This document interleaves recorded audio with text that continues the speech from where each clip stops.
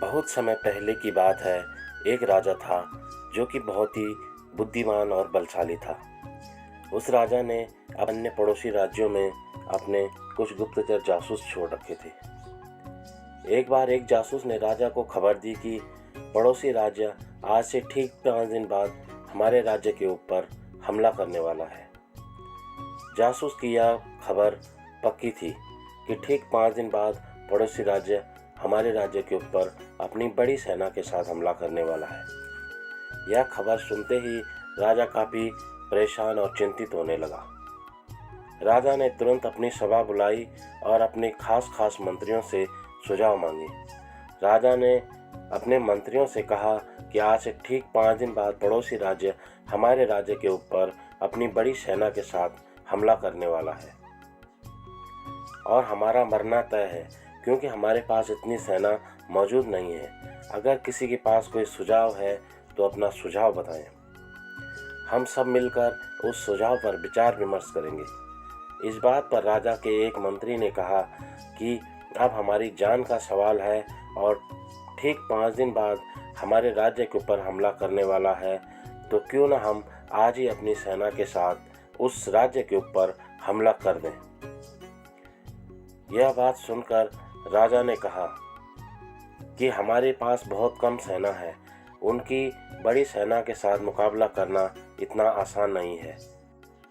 इस बात पर मंत्री ने कहा कि महोदय, ठीक 5 दिन बाद भी हमारे पास इतनी सेना होनी है, तो क्यों ना हम आज ही उस राज्य के ऊपर हमला बोल दें, और अभी उनकी सेना तैयार नहीं होगी जिसका हमें कुछ फायदा मिल सकता है। राजा को मंत्री का सुझाव लगा। राजा ने अपनी सेना को तुरंत लड़ाई के लिए तैयार होने को कहा।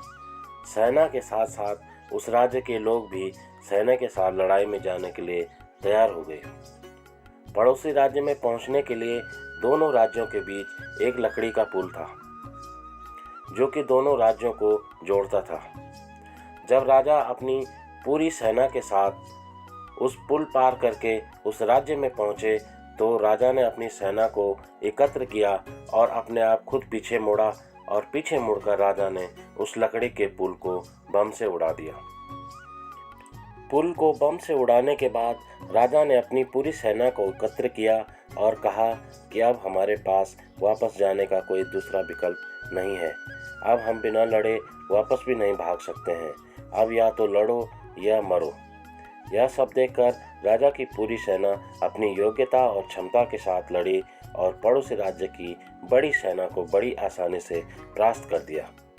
और उन्हें जीत इस उद्देश्य से मिली कि उनके पास अब दूसरा विकल्प कुछ नहीं था, या तो लड़ते या मरते। तो दोस्तों, इस कहानी से हमें यह शिक्षा मिलती है कि जब हमारे पास कोई दूसरा विकल्प नहीं होता है, या जब आपके पास कोई दूसरा रास्ता नहीं बचता है, जब आपके पास सिर्फ एक प्लान होता है, तभी आपके अंदर की योग्यता और क्षमता बाहर आती है, क्योंकि तब आपको पता होता है कि आपके पास यह दूसरा विकल्प नहीं बचा है। जब आपके पास अधिक विकल्प होते हैं तब उस काम को पूरा होने और उस काम को सफल होने में बहुत कम चांस होते हैं, क्योंकि आपके अंदर की योग्यता और क्षमता बाहर नहीं आती है।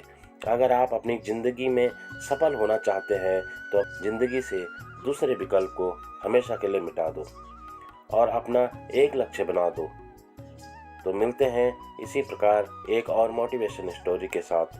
तब तक के लिए जय हिंद, जय भारत, जय देवभूमि उत्तराखंड।